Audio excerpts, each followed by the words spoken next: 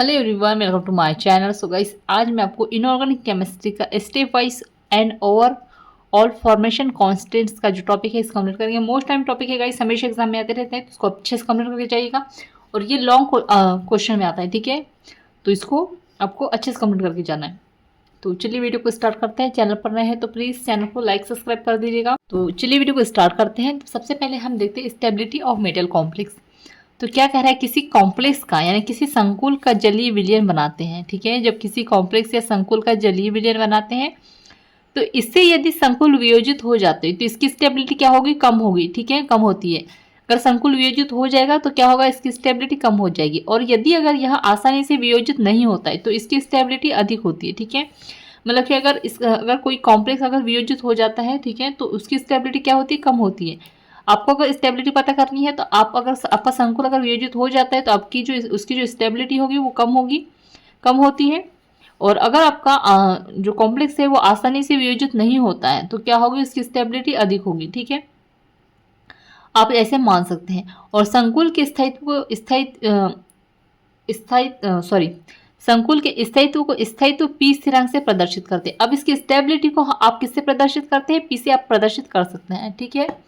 अब स्थायित्व स्थिरांक को के एस द्वारा दर्शाया जाता है। अब इसकी जो स्थायित्व जो स्टेबिलिटी स्थिरांक जो होगा, इसका स्टेबिलिटी कांस्टेंट जो होगा उसको आप किससे प्रदर्शित कर सकते हैं, के एस से प्रदर्शित कर सकते हैं।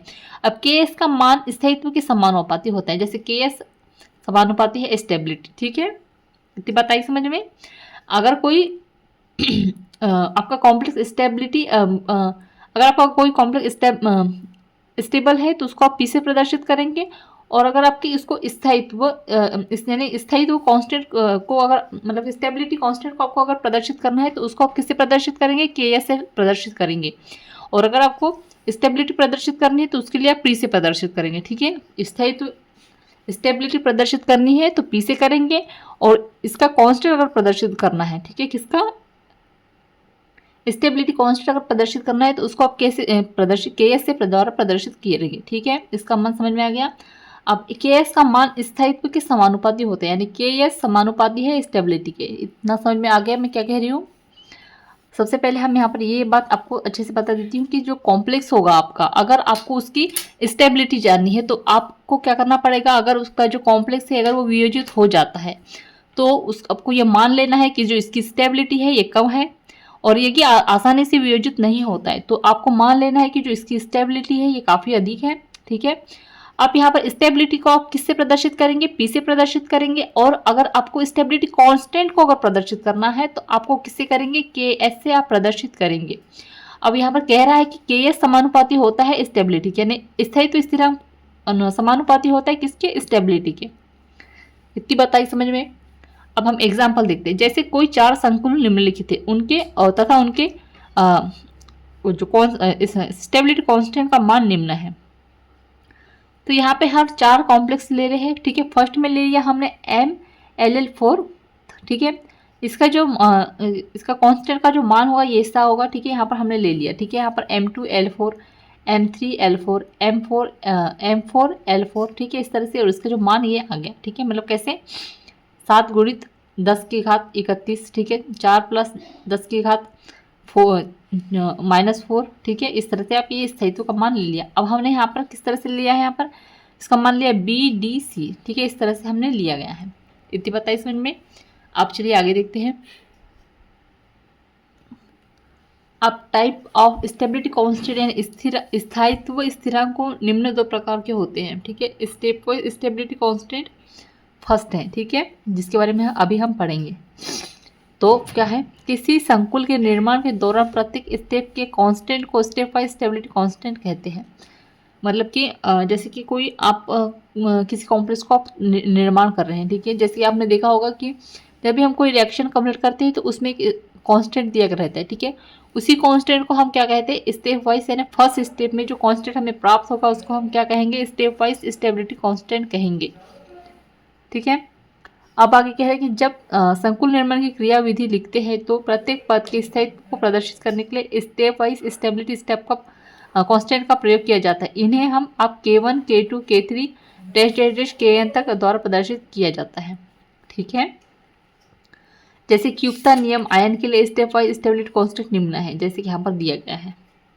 जैसे कि फर्स्ट है Cu2 प्लस NH3, ये क्या है, कॉम्प्लेक्स है, और यहाँ पे आप कांस्टेंट क्या ले रहे हैं, Kn ले रहे हैं, ठीक है। अब इसका जब रिएक्शन होगा तो KuNH3 2 प्लस, यहाँ पर ये 2 प्लस इधर आ जाएगा, तो ये कांस्टेंट है हमारे पास, क्या स्टेबिलिटी कांस्टेंट क्या है हमारे पास, K1 है, तो इसको आप इस तरह से लिख सकते हैं, ठीक है। इसको आपने साथ में लिख लिया और इधर अलग अलग करके लिख लिया, ठीक है। इन दोनों को पहले तो साथ में लिख लिया और इसको बाद में अलग अलग करके, ये हो गया आपका समीकरण नंबर 1। अब यहाँ पर आगे देखेंगे तो अब यहाँ पर हमारे पास क्या है, CuNH3 2, यहाँ से आपने उठाकर इसको यहाँ लिख लिया और यहाँ पर देखिएगा NH3 यहाँ पर ले लिया आपने, ठीक है। अब आपको इसको किस तरह से लिख सकते हैं, CuNH3 2 और ये यहाँ पर 2 प्लस आ जाएगा, ठीक है। अब आप इसको इस तरह से भी लिख सकते हैं, तो Cu इसको आपने पहले यहाँ ले लिया, ठीक है, और यहाँ से आपने ये उठा लिया और ये उठा लिया, ठीक है। इतनी बताइए समझ में, यहाँ से आपने ये ले लिया यहाँ और फिर इसको यहाँ उठा लिया, इसको यहाँ रख दिया, दोनों को यहाँ रख दिया, ठीक है। इसको नाम दे दिया हमने समीकरण नंबर 2। इतनी बताई समझ में। अब आगे देखेंगे, अब यहाँ पर देखिएगा थर्ड नंबर में क्या है, CuNH3 2 है यहाँ पर और ये NH3 है, ठीक है। अब इसकी रिएक्शन होगी K3 से, तो यहाँ पर आपको क्या प्राप्त होगा, CuNH3 3 और ये 2 प्लस, ठीक है। अब आप इसको किस तरह से लिख सकते हैं, तो K3 बराबर आप सबसे पहले इसको ये लिखेंगे और उसके बाद में आपको ये लिखना है और यहाँ पर ये NH3 ऐड कर देना है, ठीक है। ये होगा थर्ड। अब 4 में है CuNH3 3, आपने ये वाला जो है ये यहाँ पर लिख लिया आपने और इसको यहाँ ऐड कर दिया। अब K4 करके आपको क्या लिखना है, CuNH3 3 और यहाँ पर 4 ऐड कर देना है, ठीक है। ये 4 यहाँ पर ऐड कर दिया आपने और ये 2 प्लस, ठीक है। अब इसको आप उठाकर यहाँ लिखेंगे सबसे पहले, फिर ये यहाँ लिखेंगे और ये NH3 यहाँ लिखेंगे, ठीक है। इस तरह से ये हो गया समीकरण नंबर 4, ठीक है। इसी तरह अब आपका जो है सेकेंड नंबर में है, सबसे पहले हमारा क्या था, स्टेप वाइज। अब ये overall step wise stability constant था, अब ये बी नंबर का क्या है, ओवरऑल स्टेबिलिटी कांस्टेंट है। अब इसकी बात देखते हैं हम, तो क्या कह रहा है यहाँ पर, किसी संकुल के स्टेप वाइज स्टेबिलिटी कांस्टेंट के गुणनफल को ओवरऑल कांस्टेंट। अब यहाँ पर देखिएगा जो वो स्टेबिलिटी कांस्टेंट था उसका जब गुणनफल करेंगे तो उसको क्या कहेंगे आप, ओवरऑल कांस्टेंट कहेंगे, ठीक है। तो इसे वास्तविक स्थायित्व स्थिरांक भी कहते हैं, इसे Ks के द्वारा व्यक्त किया जाता है, जैसे कि अभी हमने वहाँ आगे पढ़ा हुआ था, ठीक है। अब इसको आप किस तरह से लिख सकते हैं, अब बराबर आप K1 K2 K3 और ये डैश डैश डैश करके Kn तक आप इसे लिख सकते हैं। जैसे क्यूबता नियम आयन के लिए OSC नियम निम्नलिखित है, ठीक है, यानी कि ओवरऑल स्टेबिलिटी कांस्टेंट निम्नलिखित है। तो Ks बराबर आपको क्या लिखना है, CuNH3 4, ठीक है, और ये जैसे कि हमने ये वाला जो था अभी इसको उठाकर आपको यहाँ लिख लेना, ठीक है। अब ये Cu है और NH3 यहाँ से आपने ले लिया, ठीक है। अब इसका सॉल्यूशन देखेंगे तो tetra amine keepers C second के प्रत्येक स्टेबल को K1 K2 K3 Kn द्वारा व्यक्त किया जाता है, ठीक है। आपको इसको किससे व्यक्त करना है, K1 K2 और K3 से व्यक्त करना है, ठीक है। अब आगे देखेंगे, अब यहाँ पर देखिएगा Cu2 है और NH3 है। अब K1 के साथ जब रिएक्शन K1 के प्रेजेंट में जब आप इसकी रिएक्शन करेंगे तो यहाँ पर देखिए क्या प्राप्त हो जाएगा आपको, CuNH3, ठीक है, और ये 2 प्लस जो है आपका ये इधर आ जाएगा, ठीक है। अब आपको इसको किस तरह से लिख सकते हैं, इसको यहाँ लिख सकते हैं और इन दोनों को आप यहाँ लिख सकते हैं। इसको नाम दे दिया हमने समीकरण नंबर 1। अब यहाँ पर देखिएगा ये अपने ये चीज़ यहाँ पर लिख ली प्लस NH3 लिख लिया। अब K2 के प्रेजेंट में रिएक्शन होगी तो आपको क्या लिखना है, CuNH3 2, ठीक है, क्योंकि K2 के प्रेजेंट में है तो यहाँ पर आएगा 2 आएगा आपका, ठीक है, और ये जो 2 प्लस है ये 2 प्लस आ जाएगा। फिर आप इसको किस तरह से लिख सकते हैं, तो इसको आप सबसे पहले यहाँ लिखेंगे और इसको आप यहाँ लिखेंगे और NH3 को यहाँ लिखेंगे, ठीक है। ये हो गया आपका समीकरण नंबर 2। अब आगे देखेंगे तो यहाँ पर देखिए इसको उठाकर आपने यहाँ लिख लिया और यहाँ पर जोड़ दिया आपने NH3, ठीक है। अब K3 के प्रेजेंट में रिएक्शन करेंगे आप तो यहाँ पर 3 आ जाएगा, ठीक है, और ये 2 और यहाँ पे 2 प्लस, ठीक है। अब यहाँ पर देखिए अब इस चीज़ को आपने यहाँ पर ला लिया, ठीक है, K3 का जब हम मान निकाल रहे हैं तो, और यहाँ पर CuNH3 आ जाएगा और यहाँ से CuNH2 आ जाएगा, ठीक है, यहाँ पे, और ये NH3 यहाँ जुड़ जाएगा, ठीक है। अब यहाँ पर क्या है कि ओवरऑल स्टेबिलिटी कांस्टेंट के लिए S बराबर K1 K2 और K3 XY, ठीक है। तो यहाँ पे देखिएगा Ks के आपने ये इन तीनों के जो मान है आपने यहाँ लिख लिए, ठीक है। K1 का Kx बराबर आपके पास क्या था, Kx बराबर यहाँ पर ये था, ठीक है, ये आप देख सकते हैं। तो इसको आपने यहाँ पर ले लिया और इन तीनों को आपने यहाँ पर उठा कर रख दिया। तो ठीक है, फिर इससे ये सभी कट जाएंगे आपस में, ठीक है। और बाद में क्या बचेगा, तो बाद में क्या बचा है आपके पास, देखिएगा आपके पास बचा है Cu2 + NH3 और ये क्या है यहाँ पर CuNH3 2+, ठीक है। तो नीचे वाले को हम नीचे लिखेंगे और ऊपर में जो बचा है हमारे पास उसको हम ऊपर ही लिखेंगे, ठीक है। यहाँ पे समझ में आ गया आपको कैसे।